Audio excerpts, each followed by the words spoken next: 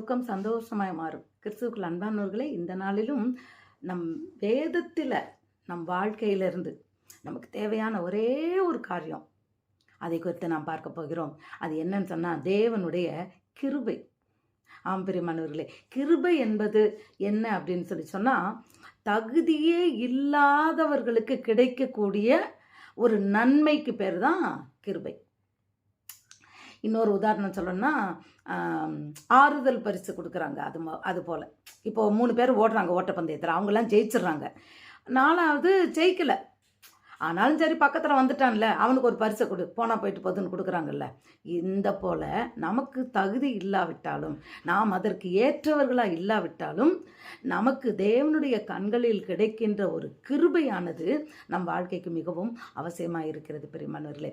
ஆதியில் நம்ம பார்த்தோம், ஆதியாகமத்தில் இருந்து நோவாவுக்கு தேவனுடைய கண்களில் கிருபை கிடைத்ததுன்னு சொல்லி பார்த்தோம். ஹல்லேலூயா. அதனால நோவாவினுடைய குடும்பம் காப்பாற்றப்பட்டது. நோவாவுக்கு தேவனுடைய கண்களில் கிருபை கிடைத்ததுனால அந்த உலகமே அழிந்தது. ஜனங்கள் எல்லாரும் அழிந்தாங்க. ஆடு மாடு ஜீவன், அங்கே இருக்கிற எல்லா உயிரினங்கள், மாமிசமான யாவும் எல்லாமே அழிந்தது. ஆனால் நோவாவுக்கு தேவனுடைய கண்களில் கிருபை கிடைத்ததுனால அவனும், அவனுடைய மனைவி, அவனுடைய பிள்ளைகள், மருமகள், இப்படி அவன் குடும்பம் முழுவதும் பாதுகாக்கப்பட்டது. ஹல்லேலூயா. பாருங்க, அப்ப தேவனுடைய கண்களில் நமக்கு கிருபை கிடைச்சா அது போதும்.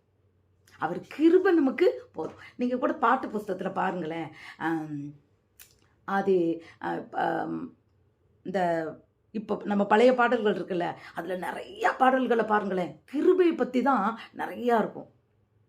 கிருபையை பாட பாட பாட நம்ம மேலே கிருபை வந்து இறங்கும் பெரியமானவர்களே. ஏன் என்று சொன்னால், ஜீவனை காட்டிலும் அவருடைய கிருபை நல்லது. ஆமேன். ஆம் பெரியமானவர்களே, தேவனுடைய கிருபை, அவருடைய கண்களில் நமக்கு கிருபை கிடைக்கணும். எஸ்ரா கூட சொல்கிறாரு, உம்முடைய கண்களில் எனக்கு கிருபை கிடைக்கணும். மோசே சொல்கிறாரு, உம்முடைய கண்களில் எனக்கு கிருபை கிடைக்கணும். நீர் சொன்னீரே, உன்னை நான் கூட்டிகிட்டு போகிறேன், உன்னை நான் வழி நடத்துவேன், நான் வந்து இப்படியெல்லாம் நடத்துவேன்னு சொன்னீரே, உம்முடைய கண்களில் எனக்கு கிருபை கிடைக்கணும். அவர் ஜனங்களை அழிக்க போகிறேன்னு சொல்லத்தில் கேட்குறார், உன் கண்களில் எனக்கு கிருபை கிடைக்கணும்.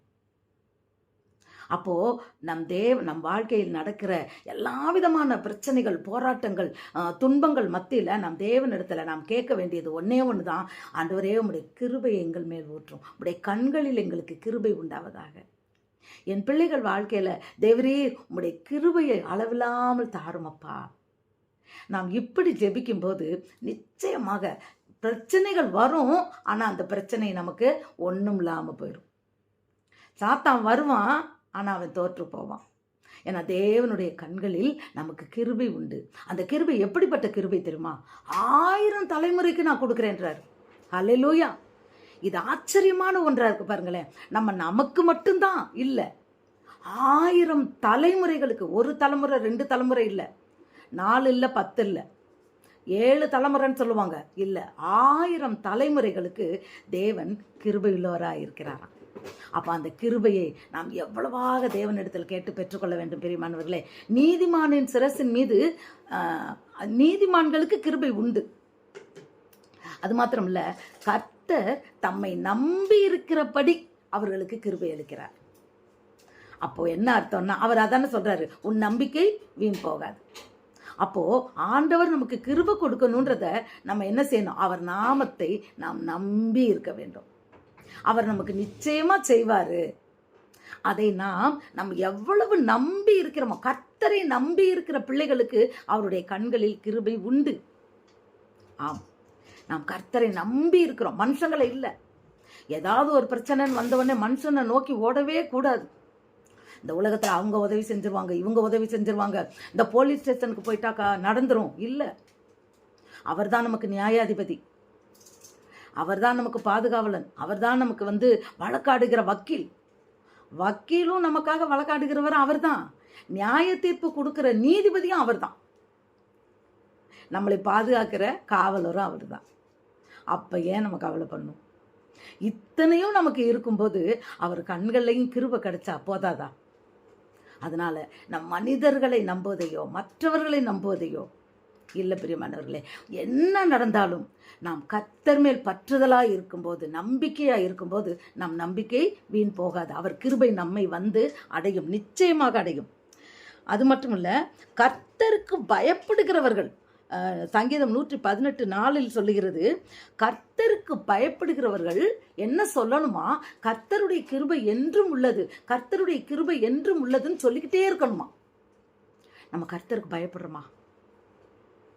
நாம் கர்த்தருக்கு பயந்தா நம்ம வாயிலையும் மனசுலையும் இந்த வார்த்தை வந்துக்கிட்டே இருக்குமா, கர்த்தருடைய கிருபை என்றும் உள்ளது, கர்த்தருடைய கிருபை என்றும் உள்ளதுன்னு. நீங்கள் ஒரு பாட்டில் கூட வரும், சங்கீதத்தில் பாருங்களேன், கர்த்தர் நல்லவர், அவர் கிருபை என்றும் உள்ளது, கர்த்தர் நல்லவர், அவர் கிருபை என்றும் உள்ளது.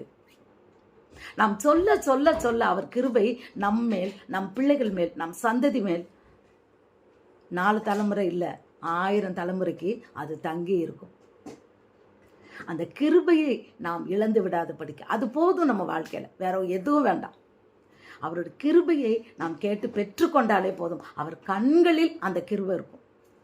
நம்ம எதனாலும் ஒன்று செஞ்சோம்னா என்ன செய்வோம்னா, கண்ணை தான் பார்ப்போம். நம்ம ஒருத்தவங்களோட பேசுகிறோன்னு வச்சுக்கிங்களேன், அப்போ என்ன பார்க்குறோம், அவன் கண்ணு கோபமாக இருக்கா, அவன் கண்ணு நம்மளை முறைச்சி பார்க்குதா, அவன் கண்ணு பாசமாக பார்க்குதா, அந்த கண்ணத்தை நம்ம பார்க்குறோம். அப்போது எல்லா விதமான செய்கைகளையும் கண்ணில் அறிஞ்சிடலாம். கண் ஜாடைன்னு சொல்லுவாங்கல்ல, ஒரு அப்படி குறிப்பு காட்டுறது. அதனால கண்ணில், தேவனுடைய கண்கள்ல இருந்து நமக்கு கிருபை கிடைக்கணுமா. ஹல்லேலூயா.